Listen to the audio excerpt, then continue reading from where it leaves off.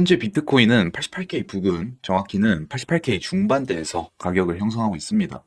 지금 이 자리가 바로 위로 열릴 수 있는 자리인지 아니면 한 번 더 흔들고 내려올 수 있는 자리인지 오늘은 제 관점과 그에 맞춘 매매 전략 기준을 정리해 보겠습니다. 오늘 영상 길지 않으니 중요한 구간인 만큼 끝까지 시청 부탁드릴게요. 먼저 전 영상에서 말씀드렸던 기준부터 짚고 가겠습니다.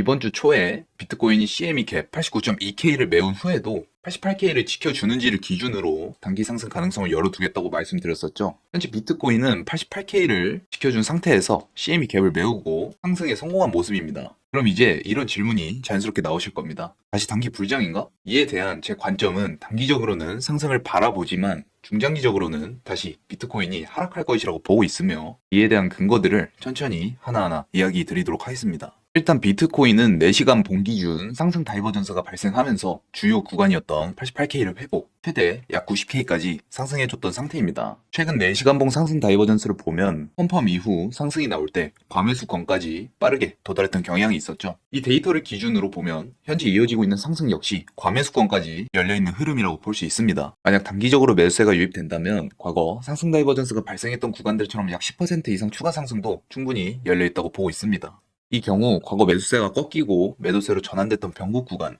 95K 중반대까지의 상승 가능성을 볼 수 있는데요. 다만 큰 틀에서는 아직 49일선 아래, 즉 하락 추세 안에서의 반등입니다.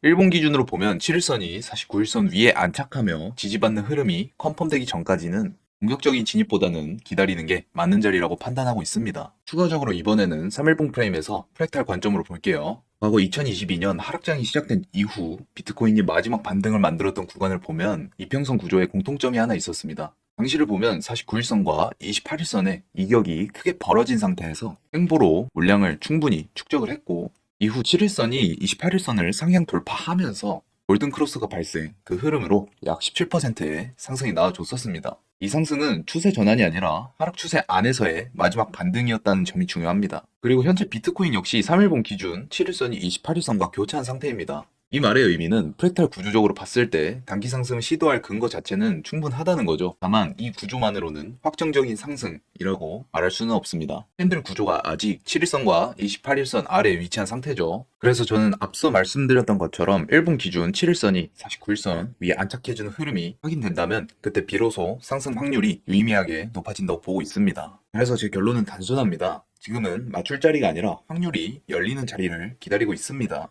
저는 확률이 높은 구간에서만 진입할 예정이고요.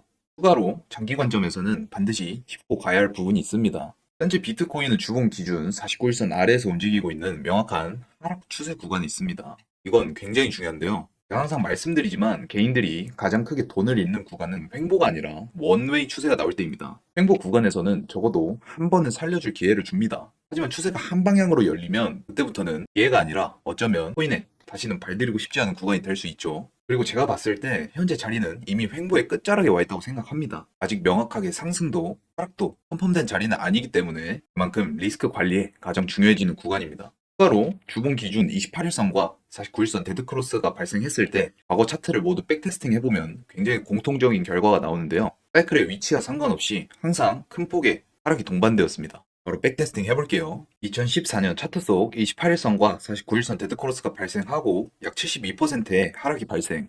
2018년 차트 속 데드크로스 발생 후 약 63%의 하락 발생. 2020년도 코로나 블랙스완 이슈로 데드크로스가 컨펌되면서 약 55%의 하락 발생. 2022년 사이클 종료 후 데드크로스 컨펌이 나오고 약 65%의 하락이 발생한 것을 볼 수 있습니다.